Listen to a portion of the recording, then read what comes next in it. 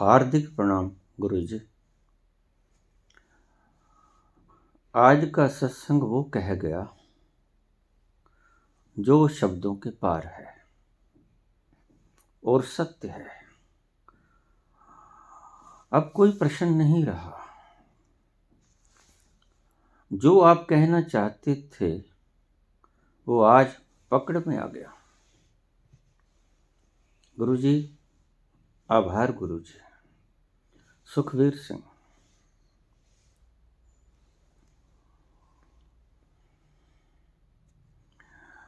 दूसरा कमेंट आज की वीडियो पे, आप बोलते रहें, हम सुनते रहें, क्या आनंद है। कुछ और भी कहने की कृपा करेंगे। जया।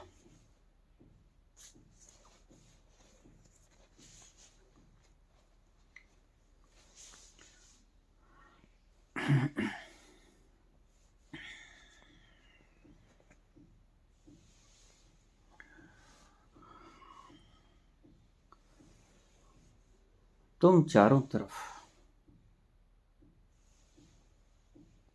पत्थरों के बोझ से दबे हुए हो। समाज का बोझ, समाज की रीतियां कुरीतियों का बोझ,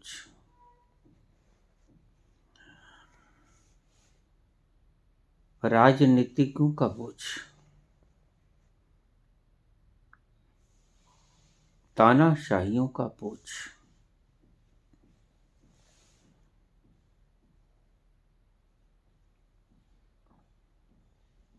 शास्त्रों का बोझ, पंडितों पुरोहितों का बोझ, और सबसे ज्यादा गुरुडम का बोझ। ये सभी आपके सिर के ऊपर सवार है। आप सुख का सांस ले नहीं पाते। सच में गौर से अपनी जिंदगी को देखोगे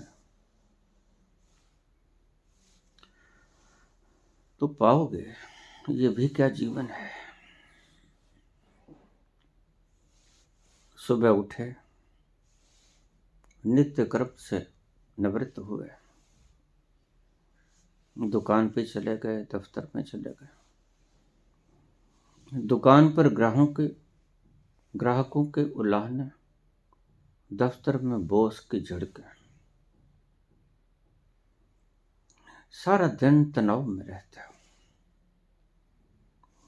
सारा दिन आशंकाओं से घिरे रहते हो।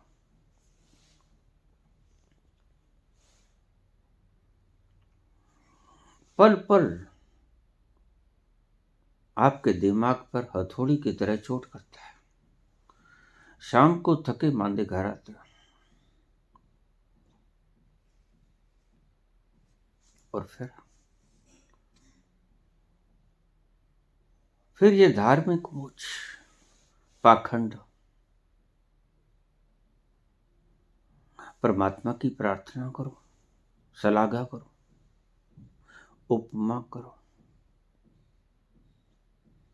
ऐसा करो वैसा करो, आरती करो, धूप दीप करो, नैवेद्य, षोडशोपचार पूजन करो।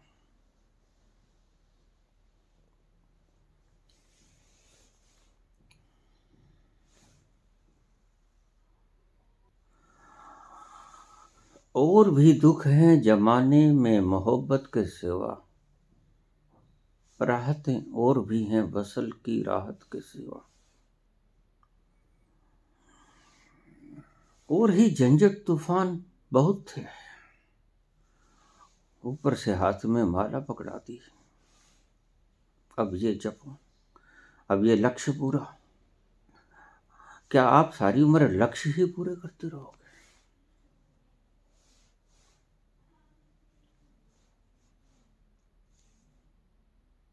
मैं अक्सर लोगों से पूछता हूँ और अक्सर लोग मुझे प्रश्न करते हैं, सब कुछ है, शांति नहीं।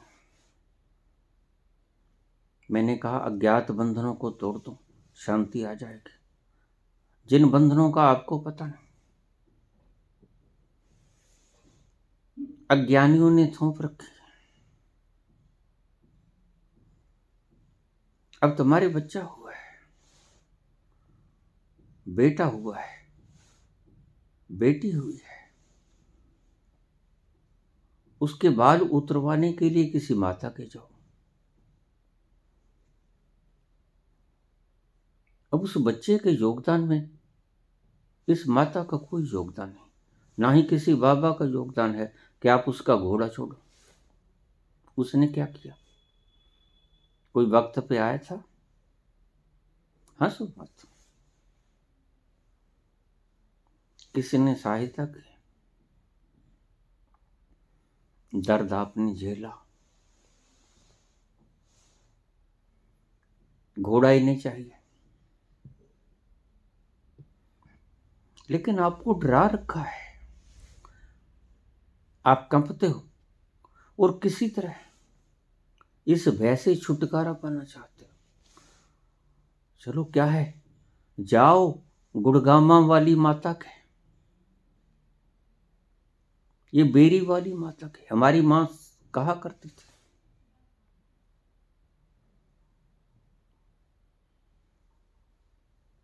बेटा तुमने अपने बच्चों के बाल नहीं उतरवाए गुड़गामा वाली माता के, बेरी वाली माता के। मैंने कहा वो बालों की क्या करेगी? खाएगी? क्या करेगी?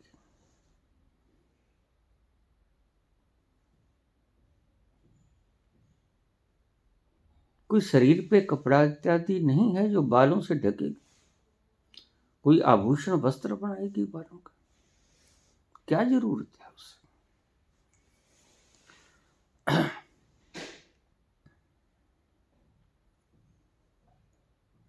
और कहते तुम्हारा पुत्र इसलिए मर गया कि तुमने इनके बाल माता को नहीं अर्पण किए।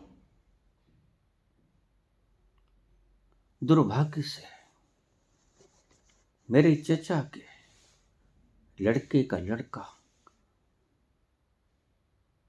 बड़ा समझदार, बड़ा काबिल, जल्दी ही प्रोफेसर लेक्चरर लग जाता। अच्छी काबिलियत थी। रामलीला में मेरे साथ छोटे राम का रोल करते थे। बड़ा प्यारा बच्चा, और वो तो बहमी बहुत है। उन्होंने तो सब कुछ किया। उसका एक्सीडेंट हो गया बिल्कुल उसी उम्र में जिस उम्र में मेरे बच्चे का। मैंने कहा उनके बारे में क्या ख्याल है? उन्होंने तो सब कुछ किया, माता को बाल भी दे के आए और माता ने बच्चा भी ले लिया। लेकिन ये मूर्ताएं,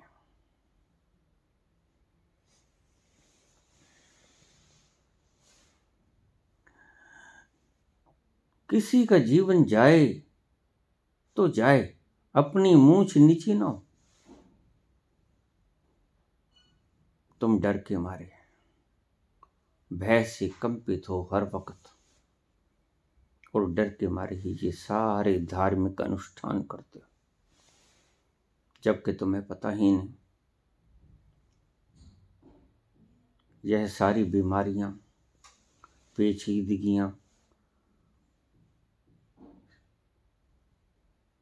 सारी डिसईज, मेंटली हो बॉडीली हो, तुम्हारे कर्मों के प्रतिकर्म है।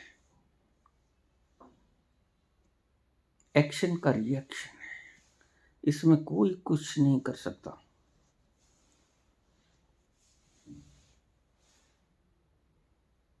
और फिर वो भी कैसा भगवान हुआ जो तुम्हें कहे इतनी माला फेरोगे तो मैं अपनी दात तुम्हें दूंगा, अन्यथा वंचित रह जाओगे। मैं तो दात अपनी उसे लुटाऊंगा जो मेरी शलाघा करेगा।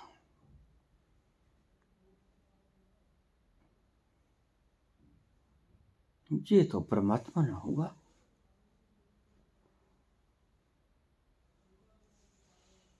जैसे दुष्ट पिता हो गया। दुष्ट पिता ऐसा ही करते हैं। मेरे एक शिष्य हैं ऐसे, जिनके पिता ऐसे ही दुष्ट हैं। वो कहते हैं कि अगर तुम मेरे भाइयों के पांवों के हाथ लगाओगे तो मेरे साथ बोल लेना, अन्यथा मेरे साथ मत बोलना। इनके चरण पकड़ो, माथा नवाओ, इनकी चरण धूली सिर पे लगाओ, फिर तो मैं प्रसन्न हूं, अन्यथा मैं नाराज हूं। तो भाई तुमने जन्म ही क्यों दिया? मेरी माँ अक्सर मुझे कह देती थी, बेटा मैंने तुझे जन्म दिया है, ऐसे बोला करती हो, जन्म नहीं कहा करती, जन्म कहा करती। अनपढ़ थी। मैंने कहा मैंने तुझे माता कौन से पीले चावल भेजे थे, मुझे जन्म दो। तो माँ हंस पड़ती। उसे पता था, अरे डेढ़ तू कब नहीं आएगा।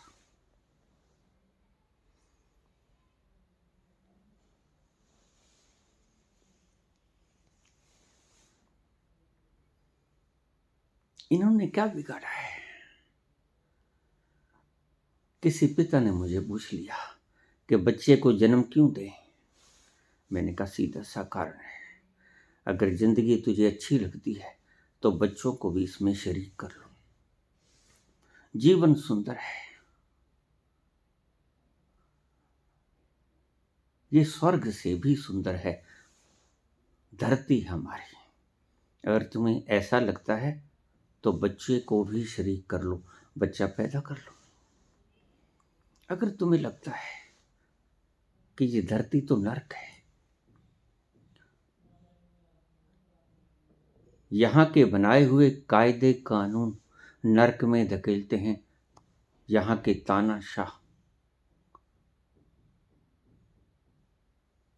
तुम्हें नारकीय जीवन जीने पर विवश कर देते हैं, तो सावधान। अगर उत्तर कोरिया में किसी के बच्चे को जन्म देना पड़े तो मैं कहूंगा बिल्कुल मत देना। ये तानाशाह किम जोंग उन,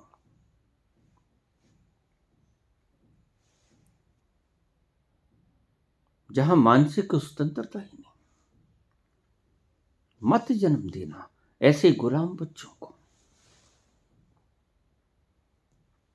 और अगर भारत में भी किसी दिन तानाशाही आ जाए तो मैं बच्चों से कहूंगा, पिताओं से कहूंगा, बच्चों को जन्म देना बंद कर दो। क्योंकि सबसे बड़ी खुशी होती है स्वतंत्रता। स्वतंत्रता, आजादी के बिना मानस जीवन बेकार। गुलामी का पेट भर रोटी और आजादी की आधी रोटी कहीं ज्यादा तृप्त कर देती है।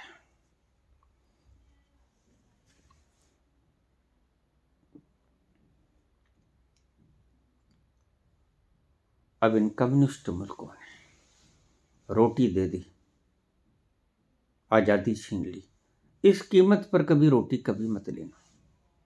आजादी को दांव पे लगाकर रोटी कभी मत लेना।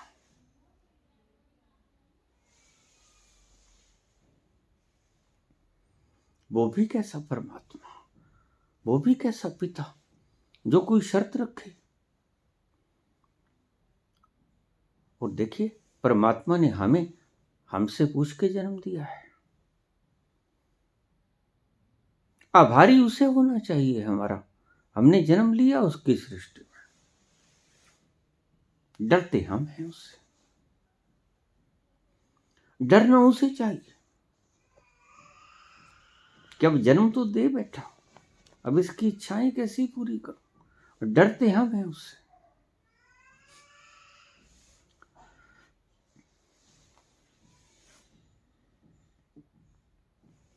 वो पिता भी कैसा पिता, वो माता भी कैसी माता जो तुम्हें कहे। एक बार मेरी माता ने मुझे कह दिया, गलती से बचपन। अक्सर माता पिता इस डर का सहारा देते हैं, अगर तुमने ये काम नहीं किया तो मैं तुम्हें आज खाना नहीं दूंगी। मैंने कहा ठीक है माता, मैं खाना खाऊंगा। अब ये ऐसे ही ठीक आते हैं। मैंने 2 दिन खाना ही नहीं खाया। अब वे सोए पड़े को रात को नींद का 10 मिनट बाद आ जाए, देखे ये सांस ले रहा है कि नहीं ले रहा है। अब उसकी तो जान की बन गई। मैंने 2 दिन रोटी नहीं खाई और मैं धीमे से जाके ताए के घर रोटी खाता, उसे पता नहीं था। माँ ने रोटी नहीं दी, तुम रोटी दे दो मुझे। वो ताई भी थी, हमारी मासी भी थी। मुझे कहती बेटा बैठ जा, पेट भर के खा ले।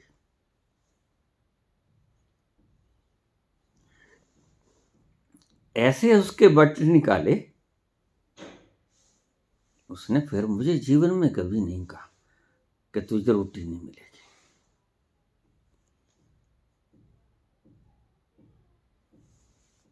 कसूर किसका? जो कहते हैं कि बच्चे पैदा नहीं करने, बिल्कुल ठीक सोचते हैं। उन्होंने जीवन में कुछ नहीं पाया, जीवन में दुख पाया, और अब सुख लेने का वक्त है तो सुख ले लो भाई। ये नरक में जीते जीते बच्चों को जन्म दोगे, कोई फायदा नहीं। अपना जीवन भी नरक बनाओगे, बच्चों का जीवन भी नरक बनाओगे।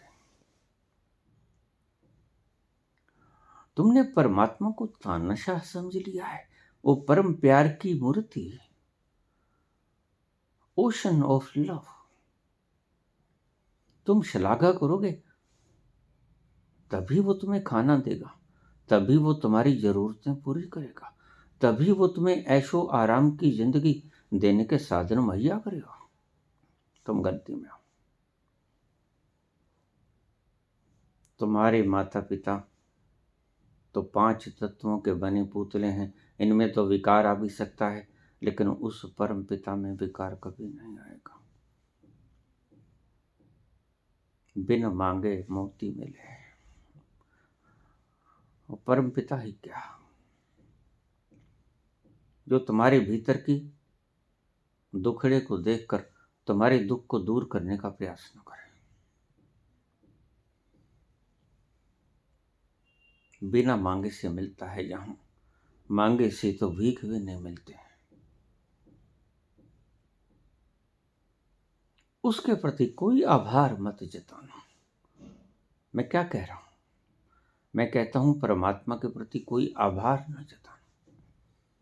उसके हम कर्जदार नहीं हैं, वो हमारा कर्जदार है। उसने अपनी धरती की रौनक बढ़ाने के लिए हम जीवों को पैदा किया। किसने किया संकल्प? एको अहम वो शम। क्यों किया? हमसे पूछ के किया। अगर भेजा है, क्या नहीं है उसके पास? ये इतने एस्ट्रॉयड्स आवारा घूमते फिरते हैं, उनमें सोने की खदानें हैं, मैंने देखी हैं। इतनी धरतियां, इतने लोग झाक मारने के लिए बनाए हैं। ये तुम इसकी श्लाघा करोगे, फिर ये श्लाघा का भूखा है। जिसने इतनी विराट क्रिएशन रच दी, उसकी क्रिएशन के तुम एक फूल हो। सुंदर महके महके रहो तो खुशी होगी उसे भी। मुरझाए मुरझाए से रहो मुर्दान की तरह, वो भी मुरझा जाएगा। आज आने की खुशी में सिर्फ मैं जागा नहीं, तेरी आंखों से भी लगता है कि तू सोया न था।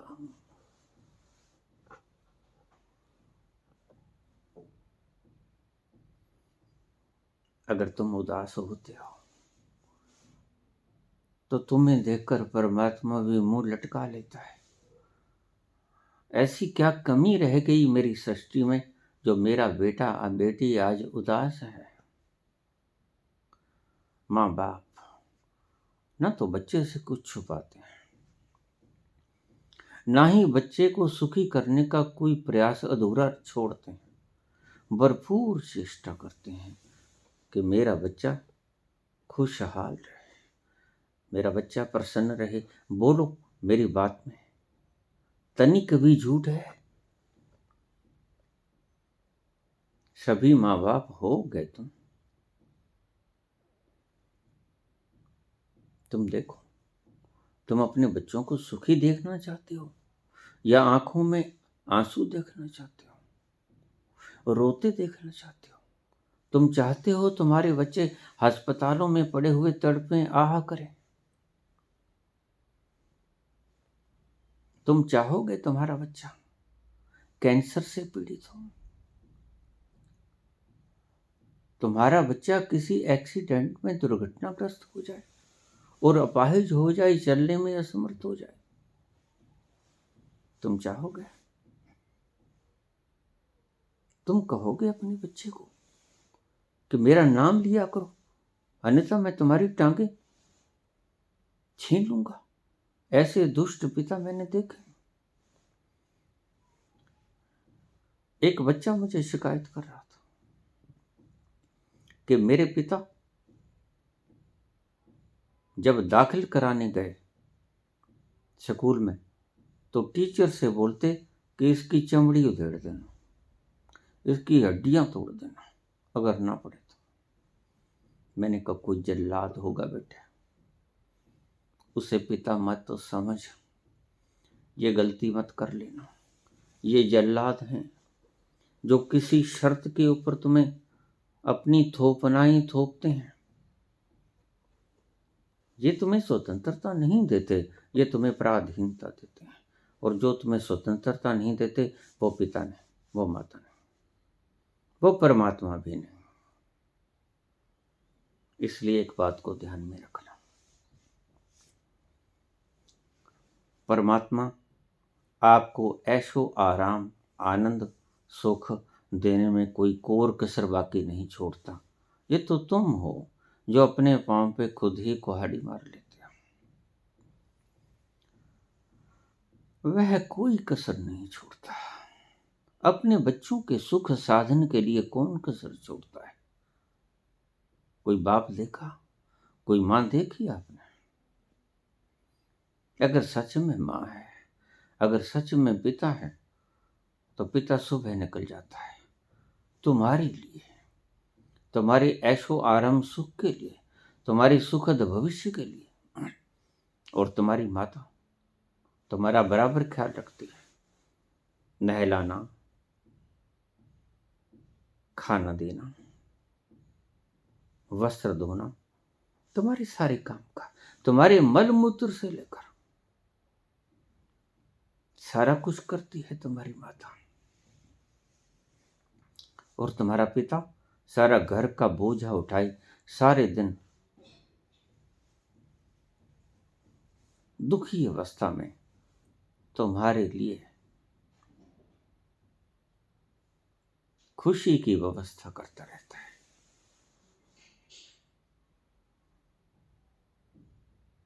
वो परमात्मा नहीं हो सकता जो तुम्हें बंधन दे। और ये जप, ये तप, ये सलाघा, ये उपमाएं, ये आरतियां, ये पूजा, ये प्रार्थना, ये सब बंधन है। तुम जरा सोचो, तुम खेलना चाहते हो और तुम्हें परमात्मा कहे जाओ पूजा रूम में बैठ के मेरी ज्योति जला के आओ, संध्या हो गई, कैसा लगेगा तुम्हें? डर के मारे तुम जला सकते हो। और याद रखना, जो भी जलाता है डर के मारे ही जलाता है। तुम भीतर झांक के देखना, जब ज्योत जगाने लगते हो किसी परमात्मा की, भीतर भय होता है। अगर नहीं जलाई तो पता नहीं क्या होगा। मेरे पास रोज फोन आते हैं, बाबा आज ज्योत नहीं लगी, क्या होगा? मैं कोई बात नहीं, मैं समझा दूंगा उसको।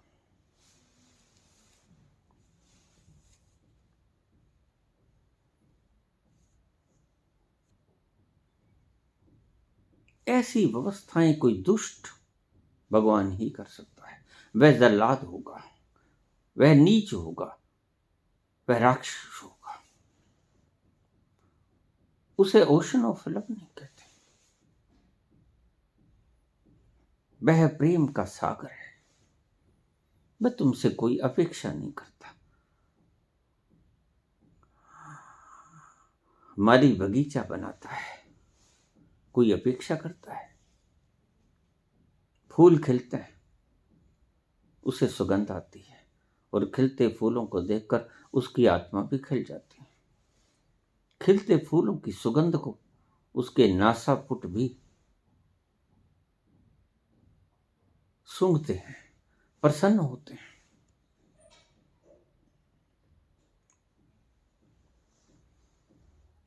कभी देखना, तुम्हारा बच्चा जब खाना खा रहा हो, बच्चा खाएगा, तृप्ति तुम्हें होगी।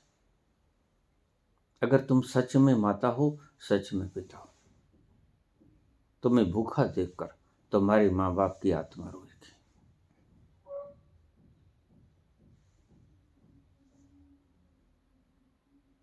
और तुम्हें तृप्त देखकर तुम्हारे माँ बाप की आत्मा प्रसन्न होगी। और वो तो फिर परम पिता है, परम माता है। लेकिन हम अपनी ही थोपनाई थोपते हैं। सच पूछो तो हम अपनी थोपनाई भी नहीं थोपते। हम कुछ लोभियों की जाल में फंस गए।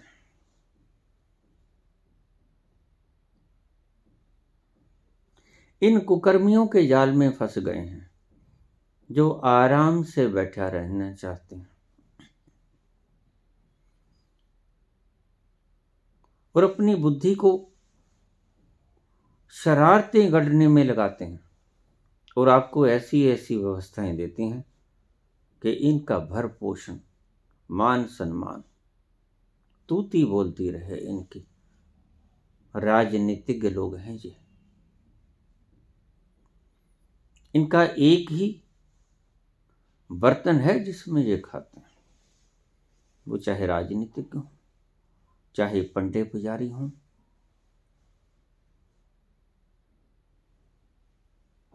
इनको अपने से मतलब है। इन्होंने तरह तरह की गाड़नाएं गढ़ ली हैं।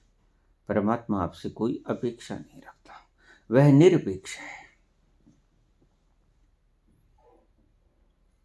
वह तो अपने आनंद के लिए सृष्टि को बनाई है। आप पर बोझ डालने के लिए उसने सृष्टि का निर्माण नहीं किया। अगर ईश्वर को पता होता ये सृष्टि बनाने से मेरी सृजना पर बोझ आएगा, वो कभी नहीं बनाता।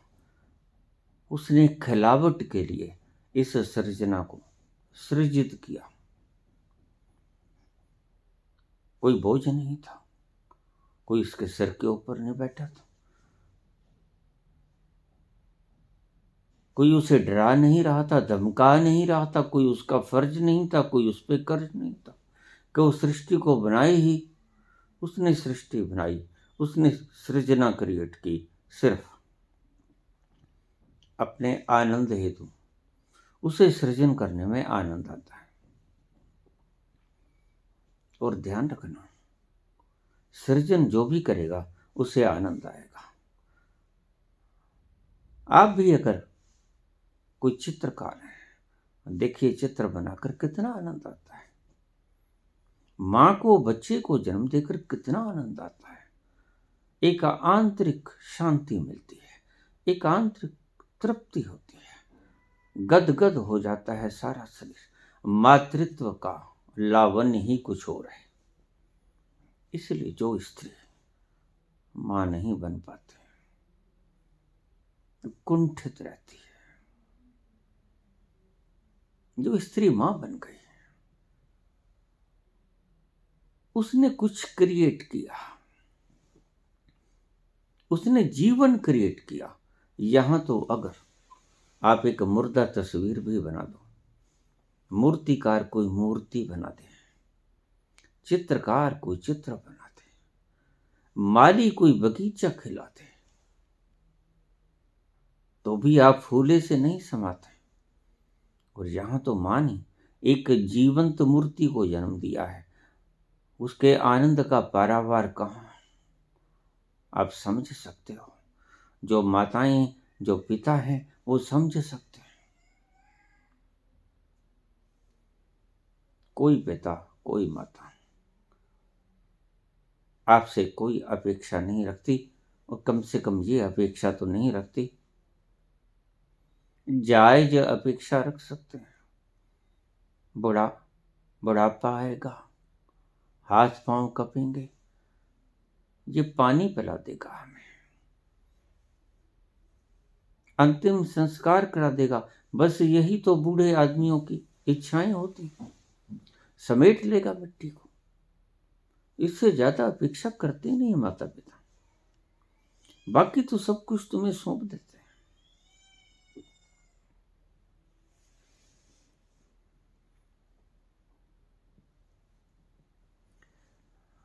माता पिता कब नहीं चाहता कि तुम जाओ पूजा रूम में और मेरा नाम जपो, तब तुम्हें मैं सारी सुख सामग्री दूंगा। वह तो दुष्ट परमात्मा होगा। ऐसे परमात्मा को कभी याद भी मत करना, वो याद भी आए तो बला देना। हिरण्यकश्यप जैसा परमात्मा चाहिए ही नहीं, हिरण्यकश्यप जैसा पिता भी नहीं चाहिए, जो प्रहलाद को विवश करे कि मानो मैं परमात्मा, मैं हूं तो मुमकिन है। ऐसा राजा भी भला किस काम का, जो आपको गलत फहमियां दिमाग में भर दे, जो आपको पागलपन दे दे। ऐसे कभी हुआ है? हिरण्यकश्यप भी नहीं बचा, और उसने बड़ा जोर लगाया, जैसे अक्सर तानाशाह करते हैं, बोलने नहीं देते आपको, जबकि बोलने का आपको परमात्मा ने अधिकार दिया है। अगर परमात्मा ही छीन लेता तुम्हारी स्वतंत्रता, तो तुम्हें बोलने के लिए जीवा ना देता, कंठ ना देता,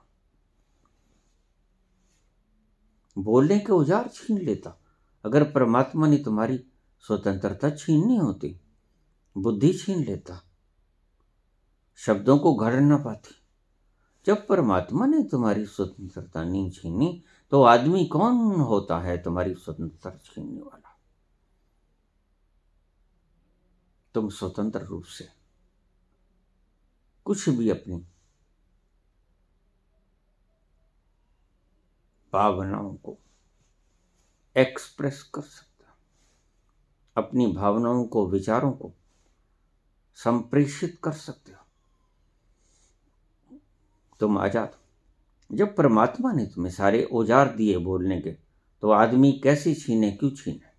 आदमी के पास ऐसा अधिकार क्यों? और जो राजा लोग ऐसे कुकर्म करते हैं, शीघ्र ही विनष्ट हो जाते हैं, हिरण्यकश्यप की तरह। प्रत्येक को, वो राजा हो या पिता या माता हो या अध्यापक हो, सभी को भगवान महावीर की बात याद रखनी चाहिए। जियो और जीने दो, live and let be live. जियो और जीने दो। कोई तुम्हारी संपत्ति नहीं जो किसी के ऊपर तुम अधिकार जमाओ।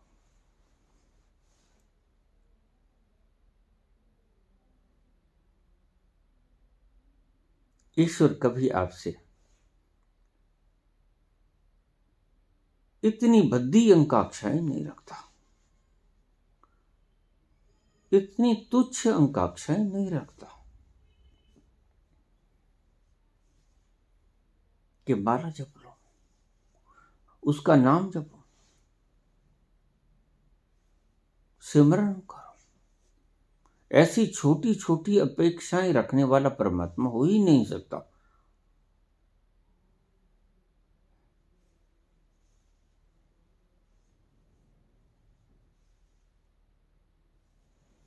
बड़ा अशोभनीय कृत्य है। वो तो भांड पैदा किए उसने, तो फिर उसने तो बच्चे पैदा नहीं किए, उसने सृष्टि नहीं जन्माई, उसने तो प्रशंसा करने वाले भांड पैदा कर दिए। जैसे राजा के दरबार में भांड होते थे, राजा कितना ही दुष्ट हो लेकिन वो वंशावली की तारीफ ही करते रहते थे दरबार में, और राजा उन्हें पुरस्कार करता था। आज के राजा भी ऐसा ही कर रहे हैं।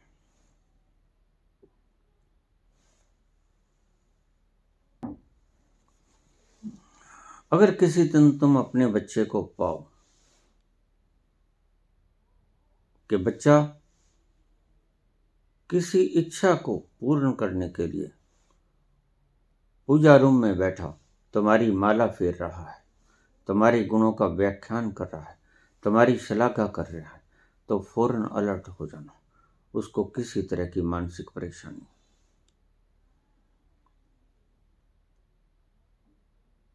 he wants mentally relaxation, he need mentally relaxation, उसे मानसिक शक्ति की जरूरत है। कुछ है जो उसके दिमाग के भीतर बोझ बन गया है। अन्यथा कोई बच्चा अपनी जरूरतों के लिए बाप की खुशामद नहीं करता, बाप प्रबंध करता है बच्चे की जरूरतों का।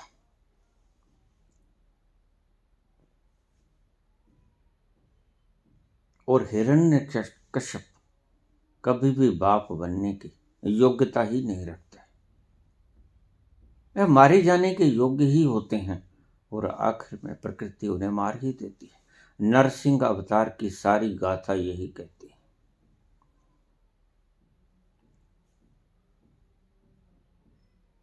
कितना ही बलशाली क्यों ना,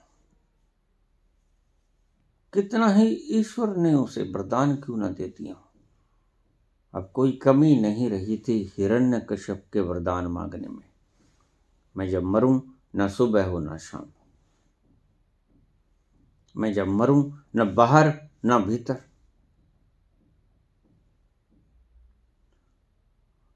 न पुरुष न पशु, कोई न मारे। और उसकी शर्तों को पूरा करने के लिए ना जमीन में हूं ना आसमान में, उसकी शर्तों को पूरा करने के लिए ईश्वर आपसे ज्यादा समझदार है। सहज सियाणपा लख होवे तो एक न चले ना। तुम 1000 सियाणपी कर लो लेकिन बनाई तो उसके ही हुए हो, कृति तो उसकी ही है। उसके आगे तुम्हारी सभी सियाणपी फेल हो जाती, तुम्हारी सभी समझदारियां और चालाकियां फेल हो जाती हैं। उसके आगे एक नहीं चलती। और वह इतना शुद्र नहीं है, तुमने तो उसे बहुत शुद्र बना लिया। हद हो गई। तुम्हारी मूढ़ताओं को देख देख कर मुझे शर्म आती है। तुमने कैसा परमात्मा सृजित कर लिया है, इतना खूंखार,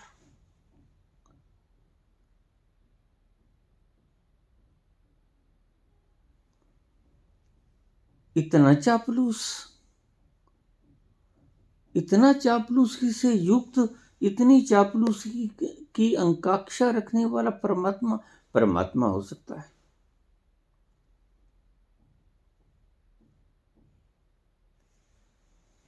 उसकी विराटता की तरफ देखो, उसकी असीमता की तरफ देखो, उसकी अनादिता की तरफ देखो, उसकी अनंतता की तरफ देखो। वह विशाल जिसका कोई और छोर नहीं, इतनी संकीर्ण इच्छाएं आशाएं रखेगा आपसे? कभी सोचा आपने?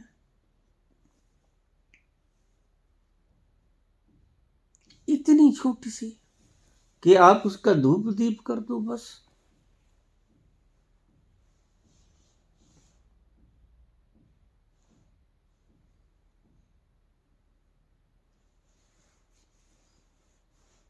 ऐसी शुद्ध आकांक्षाएं वो कभी नहीं रखता। भगवान कृष्ण की गीता का एक मंत्र सदा ही मुझे अच्छा नहीं लगता रहा है। पत्रम पुष्पम फलम तोयम। श्रद्धा से मुझे जो कि पत्र पुष्प फल या पानी भी अर्पित कर देता है तो शर्त हो गई, ये तो कोई परमात्मा ना हुआ। मुझे सदा ही इस शब्द से एलर्जी रही है, ये तो कोई परमात्मा ना हो। परमात्मा तो आपसे कहेगा कि तुम मुझे कुछ दे ही नहीं सकते, ऐसा जानो। न पत्र न पुष्प न फल, तो वो तो मेरे हैं सारे, तुम ऐसा जान लो। इसका अर्थ करने वालों ने गलत कर लिया। अक्सर लोग मुझे, पंडित लोग मुझे कहते थे कि प्यार से उसे पत्र पुष्प फल पानी अर्पित कर दो, वह प्रसन्न हो जाएगा। मैंने कहा तुम गलत व्याख्या कर रहे हो। वो कहते हैं पत्र पुष्प फल तोयम, ये जान लो कि मेरे नहीं है। तुम जान लो कि ये मेरे नहीं है, मैं तुम पर अर्पित भी क्या कर सकता हूं प्रभु, जब मेरा क्रिएशन ही कुछ नहीं है। सारी क्रिएशन तेरी, और चढ़े ही हुए हैं। फूल जिंदा चढ़ाए अच्छे के मुर्दा चढ़ाए अच्छे। उद्यान में लगे फूल तुम्हें क्या कहते हैं, वातावरण को सुगंधमान करते हैं। एक दिन के लिए जीवित हुए बेचारे, उन्हें जी लेने दो, नाच गा लेने दो। हवाओं की तरंगायित महकायित वातावरण में उन्हें जीने का मौका दो। तुम उन्हें मार देते हो, उन्हें तोड़ लेते हो और पत्थर के ऊपर चढ़ा देते हो। तुम हत्यारे हो, एक अर्थ में तुम हत्यारे हो।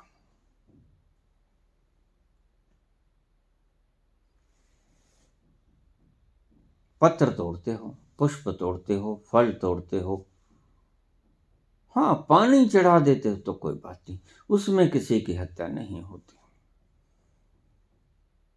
लेकिन पानी भी कहाँ तुम्हारा है, पानी भी तो उसकी उत्पत्ति है। उसकी उत्पत्ति उस पर चढ़ाकर एक मूर्खता करने के अतिरिक्त, या मूढ़ता पालने के अतिरिक्त, या कर्ता बनने के अतिरिक्त और कुछ भी तो नहीं है। कृष्ण ने यह बात नहीं कही। यह शब्द मुझे सदा ही तकलीफ देते रहे। इसका अर्थ पांडित्य गलत कर गया।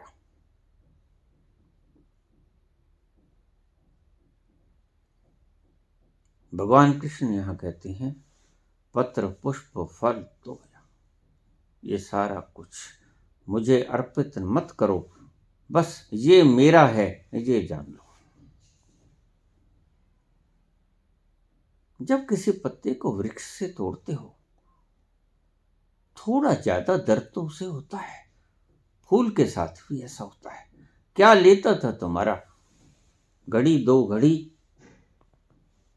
झूम लेता, गा लेता, नाच लेता, तुम्हें क्या कहता था। जीता ही अच्छा था, परमात्मा को अर्पित था। तुम परमात्मा को अर्पित करने के बजाय उसकी हत्या करके पत्थरों के अर्पित कर देते हो, मूर्तियों पर चढ़ा देते हो, और तुम खुद को अहिंसक समझते हो। तुम हत्यारे हो, चाहे फूल को मारा, चाहे आदमी को मारा।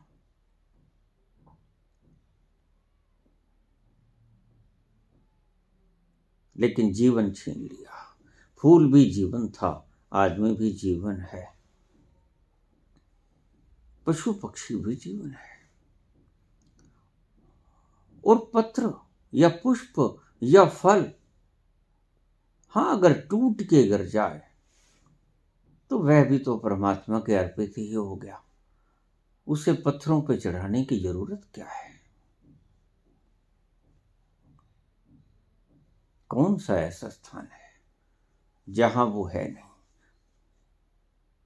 जिधर देखता हूं उधर तू ही तू है, हर जर्रे में तू ही तो रूबरू है। अगर फल पक के टहनी से टूट गया, स्वतः प्रक्रिया पूर्ण हुई, तो धरती भी तो वह है, धरती का जर्रा भी तो वही है। ईशावास्यमिदं सर्वम यत् किंचित् जगत्याम जगत। यह पत्थर तुम्हारे बनाए हुए नकली है, यह पृथ्वी असली है। कम से कम उसे परमात्मा को समर्पित रहने ही देते, ज्यादा अच्छा था। किसी का भोजन बनता, किसी के पेट में पड़ता, तुम पत्थरों पे चढ़ा के इन्हें गला देते हो, खाने के योग्य छोड़ते ही।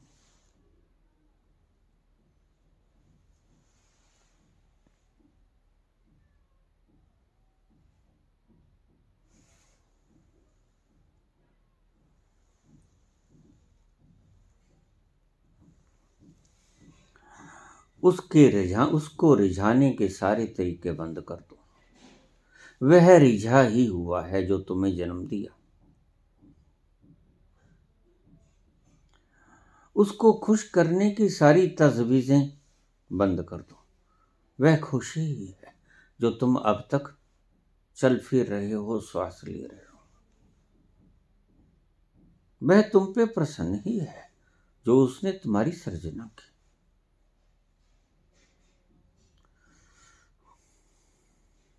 और वह प्रसन्न ही रहेगा, वो कभी नाराज नहीं होता, यह उसका स्वभाव ही है। लेकिन हम तो ऐसा हैं, अगर ईसा कहता है लव इज गॉड, हम उसको मार देते हैं क्योंकि हम नफरत फैलाना चाहते हैं।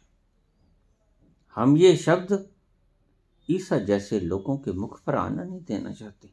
हम नफरत फैलाने वाले लोग कैसे स्वीकार करेंगे कि प्रेम परमात्मा है? हम तो प्रेम को मारने पे तुले हैं। हम तो प्रेम को विभक्त कर देते हैं, जातियों पातियों में, धर्मों में, समूहों में। हम तो नफरत फैलाने की कोई कोई कोर कसर बाकी नहीं छोड़ते। और ये कौन है जो हमारे भीतर आ गया, जो कहता है लव इज गॉड? टांगो इसको, जल्दी करो, इससे पहले ये कोई क्रांति ले आए, इसका नामो निशान मिटा दो। लेकिन तुमने नामो निशान एक बार मिटा तो दिया, लेकिन आज आधी दुनिया ईसाइयत में है, पता है? तुम जिसे मारने की चेष्टा करते हो, वो रक्त बीज की तरह जहां गिरता है करोड़ों गुना होकर फलीभूत हो जाता है। उल्टे सिद्धांत है ईश्वर का। तुम जिसे मारना चाहते हो उसे मारने की चेष्टा मत करना। बुराई को मारना चाहते हो, बुराई को मारना मत, उपेक्षित हो जाना। जिस भी किसी को भूलना है, जिस भी किसी को विसारना है, उसको ना तो याद करना, ना भूलने की चेष्टा करना, उदासीन हो जाना, न्यूट्रल, भूल जाओगे। अगर जरा भी आपने उसे याद करने की कोशिश की या भूल जाने की कोशिश की, वो तुम्हें ज्यादा ज्यादा याद आएगा। क्योंकि भूल जाने की कवायद में क्या भूलना है ये याद करना पड़ता है। भूल जाने की कवायद में क्या भूलना है ये याद करना पड़ता है। तो भूलने के लिए चले थे, आ गया याद। क्या भुलाना है, याद आ गया।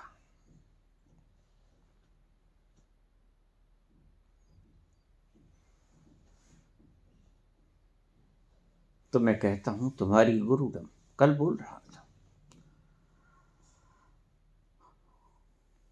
थोड़े से शब्द बाकी रह गए थे, आज बोल देता हूं। प्रकृति अपना काम कर रही है। प्रकृति तुम्हें सुपर कॉन्शियसनेस जैसे ही तुम्हें मानव शरीर मिलता है,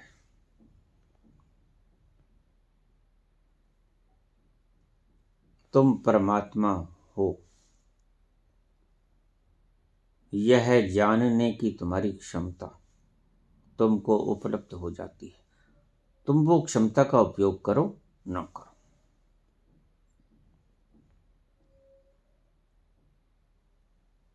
अगर तुम उसे याद करना चाहोगे तो तुम चूक जाओगे।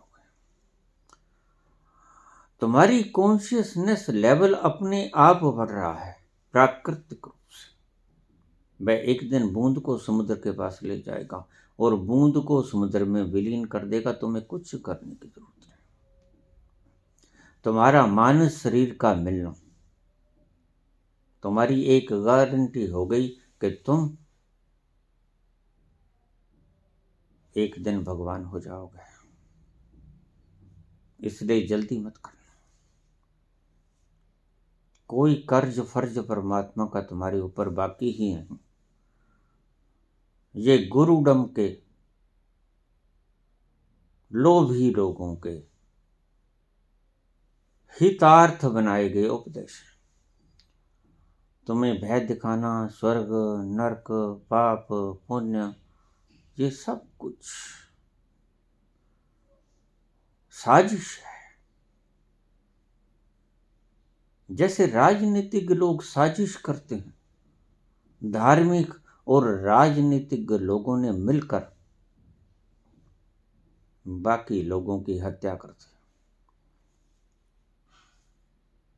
यह इनका लोभ था। जानते ये भी नहीं, मूर्ख।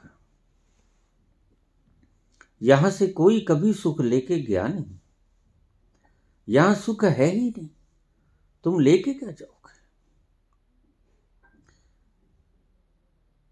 यही तो देखना है कि इन 5 तत्व के बने पुतले में सुख है।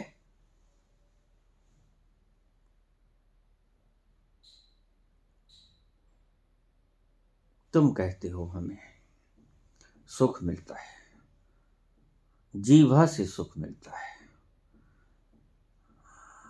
कर्ण से सुख मिलता है, कानों से,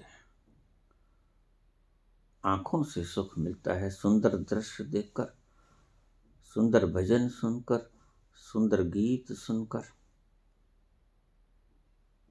इसलिए भगवान कृष्ण ने जो उपदेश दिया उसका नाम रखा गीता। जो गीत गुनगुनाया उन्होंने, वो गीत गुनगुनाया महत्व था, इसीलिए गीता।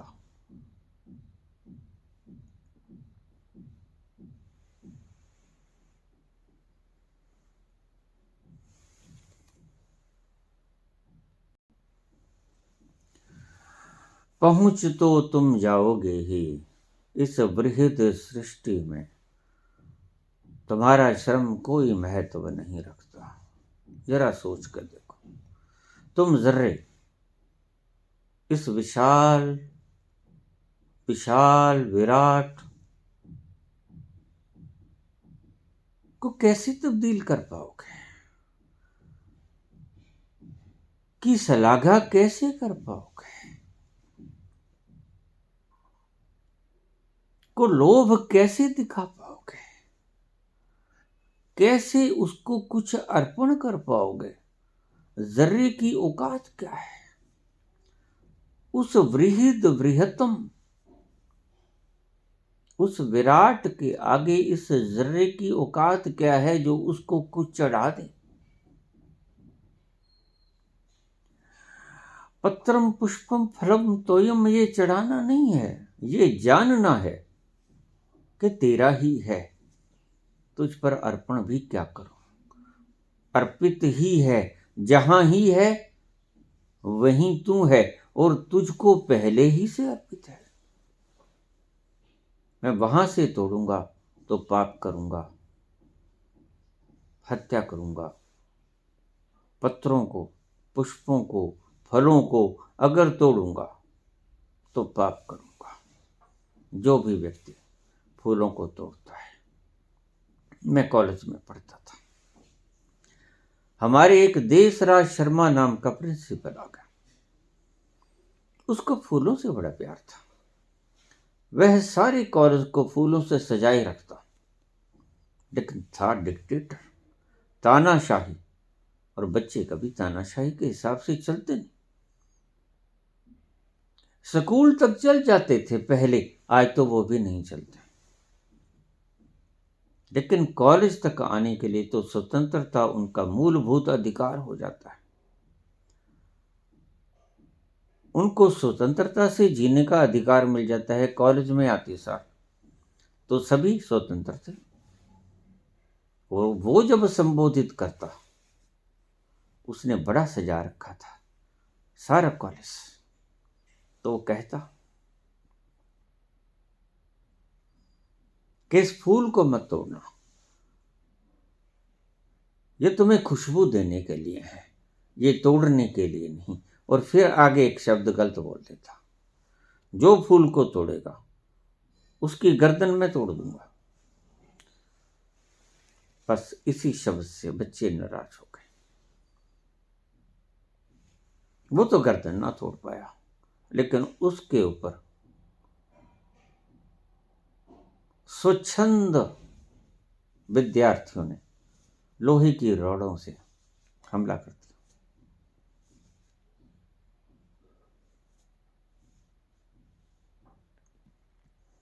मानस का स्वभाव है, अगर उसे ज्यादा दबाओगे वह क्रांति करेगा, और खूनी क्रांति करेगा। और तुम नहीं जानते, दबाने वाला एक और सहने वाले अनेक, वह अनेक अगर विद्रोह करेंगे तो तुम्हारा कोई जोर न चल पाएगा। अब प्रिंसिपल तो एक था, छात्र 1,500 थे, और कुछ स्वाभाविक नरम होते हैं, कुछ स्वाभाविक गर्म होते हैं। उन गर्मपंथी लोगों ने उसको बिछा दिया।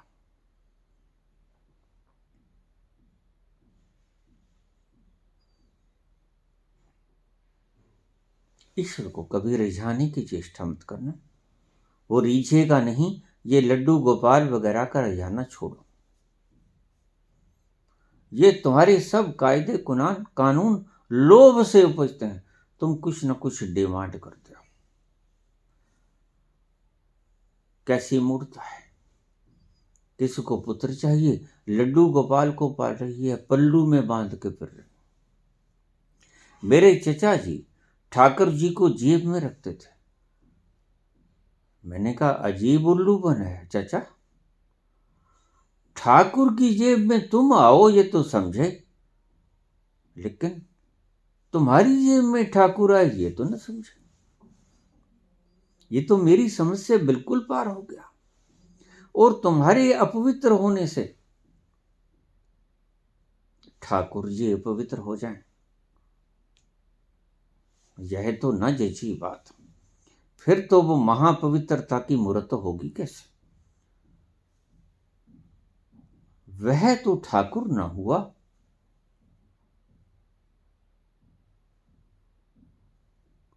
जैसे अघोर ही हो गया। अघोर पंथ का कोई साधक नहीं। तुम गलत व्याख्याएं कर लेते हो। आज दुनिया करीब करीब पागलपन की, मेरी इस बात को ध्यान में रखना, आज दुनिया करीब करीब पागलपन की कगार पे खड़ी है। थोड़ा सा धक्का लगा, दुनिया गई। ये पृथ्वी पागलखाना बनने की कगार पे है, ज्यादा दूर नहीं। थोड़ा सा और उबाल आया, ऐसा समझो कि ये करीब 99 डिग्री पे है। बस उबाल के लिए 1% ऊष्मा की जरूरत है। वैसे तो ये पागल ही है।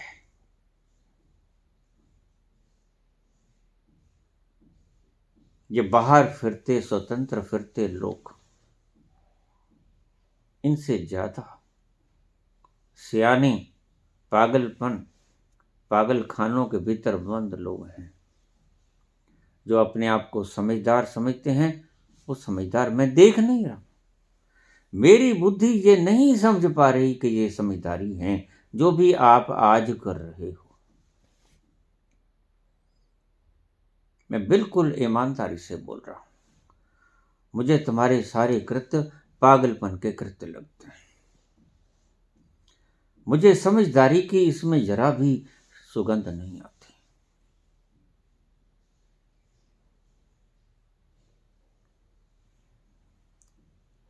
इसलिए बाबा ने कहा, लाओ त्से ने कहा, जो होता है भला होता है, यानी ये होता ही रहेगा। परमात्मा ने तुम्हारे पहुंचने की व्यवस्था भी पहले ही कर रखी। नदरी मोख द्वार, इनके गहरे अर्थों को आपने कभी सोचा ही? तुम्हें कुछ नहीं करना। हाँ, मस्ती आए तो गीत गुनगुना लो, जब बात जुदा है, लेकिन वो गीत तुम्हारे दिमाग के ऊपर बोझ नहीं होना चाहिए। गीत गुनगुनाओ मस्ती में, जैसे तुम स्नान गृह में, बाथरूम में गाते हो। आवाज कैसी भी हो, लेकिन आनंद आ जाता है गा के। अपने आनंद के लिए गाओ तो बड़ा मजेदार, और अगर बोझ के लिए गाओ, व्यापार के लिए गाओ, खुशामद के लिए गाओ तो गलत। खुशामद के लिए कभी उसका गीत मत गुनगुनाना। ये कोई व्यापारिक व्यक्ति नहीं है परमात्मा। ये सर्जन करता है, सृष्टा है, विशाल है, और इसे डरना भी मत। ये तुम्हारा ही पिता है, यह डराता भी नहीं, और जिस दिन डराने पे आ गया उस दिन तुम संभल भी ना पाओगे। लेकिन ये डराता कभी नहीं। पिता पुत्र को सदा संरक्षित रखता है, भयभीत नहीं रखता। पिता पुत्र को सदा सुखी देखना चाहता है, कंपता हुआ, भयग्रस्त और हाथों में जोत लिए आरती गाते हुए नहीं देखना चाहता। वह तो किलकारियां मारते हुए बच्चों की तरह नाचते कूदते खुशहाल देखना चाहता है आपको। तुम उसकी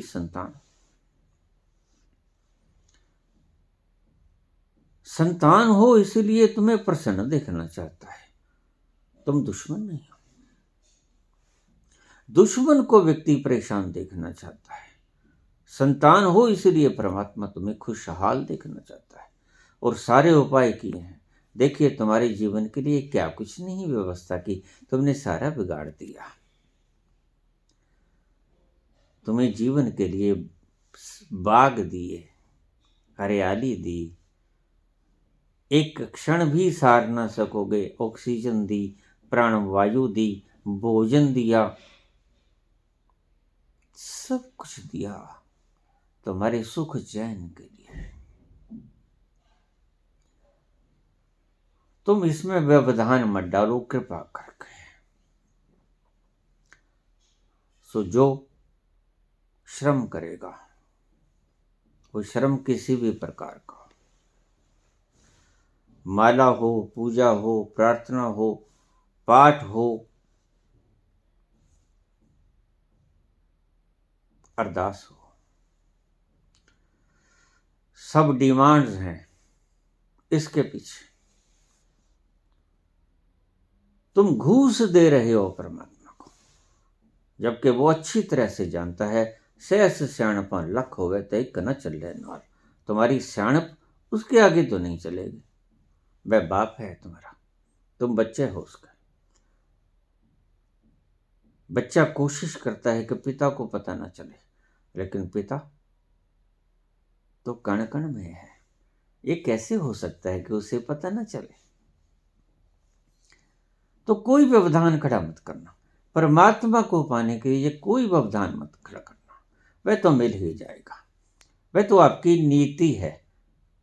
बस परमात्मा को पाना है तो ठहरने की व्यवस्था कर लेना। ठहरने से आप पा ही जाओगे। अष्टावक्र का वो सूत्र, मत भूको, तुम खुद ही परमात्मा हो, तुम ही परमात्मा हो। तुमने होना नहीं है, तुम परमात्मा हो, और उसके लिए कुछ नहीं करना है।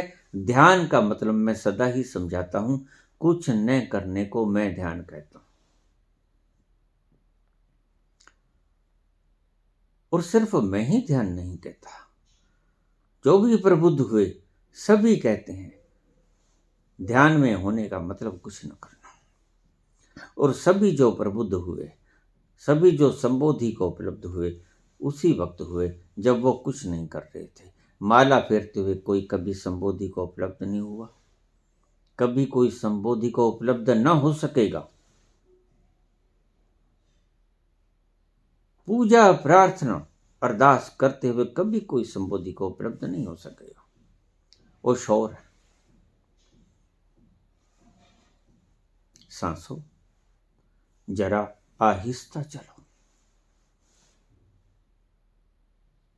सांसों वो आ रहे हैं, जरा आहिस्ता चलो, परमात्मा करीब है।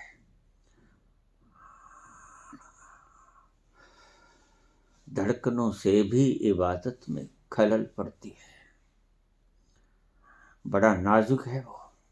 जहां जा रहे हो, आपका श्रम तो उसको बिगाड़ देगा, उस तक पहुंचने में बाधा बनेगा। धड़कनों से भी इबादत में खलल पड़ती है। वो आ रहे हैं, सांसों जरा आहिस्ता चलो।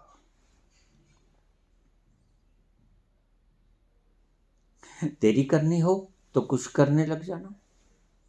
वह क्या करना है, ये मेरे लिए ये प्रश्न ही व्यर्थ है। तुम कहते हो हम तो परमात्मा का नाम ले रहे हैं, तो लेट हो जाओगे।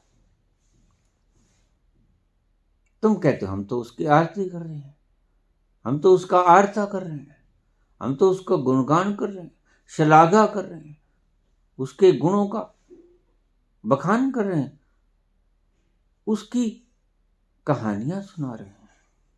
लेट हो जाओगे और कुछ नहीं बिगड़ेगा, सिर्फ देरी हो जाओगे। अगर वहां तक पहुंचना है, सब करना छोड़ना होगा।